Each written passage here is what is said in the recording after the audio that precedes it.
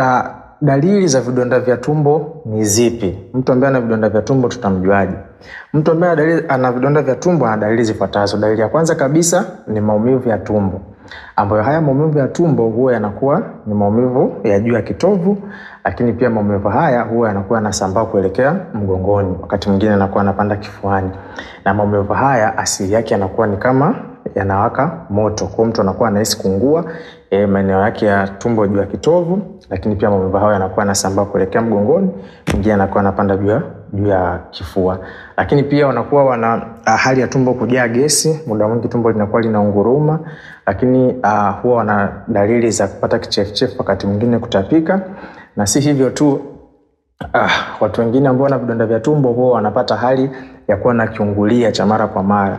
Kiungulia ni hali ya kuungua maeneo ya kifua, unahisi kama unaungua, unahisi kama unaumia, maumivu yanatulia, then yanarudi tena kila baada ya muda kadhaa. Lakini maumivu haya ya tumbo huwa yapo ya design mbili. Kuna maumivu ya tumbo ambayo huwa yanatokea kabla ya mtu kula, na pia maumivu haya ya tumbo yanaweza katokea baada ya mtu kula. Inategemea na vidonda vyako wewe vipo sehemu gani. Lakini mbali na dalili hizi, tunazo dalili za kuonesha kwamba ugonjwa tayari umeshafikia hali mbaya zaidi. Mtu anaweza kaanza kutapika damu.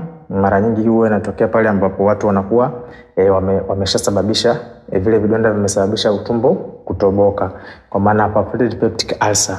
Unaweza kutapika damu, lakini pia hali hiyo wanapata maumivu makali sana ya tumbo, hali ambayo huwa inahitajia operation ya dharura, huwa wanapata peritonitis.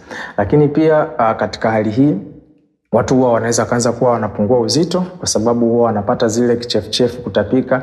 So watu huwa wanapoteza hamu ya kula na hawali, kwa wanajikuta wanaanza kupungua uzito.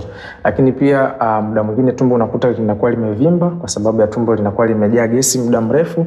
So hizi ni dalili za mgonjwa wa vidonda vya tumbo.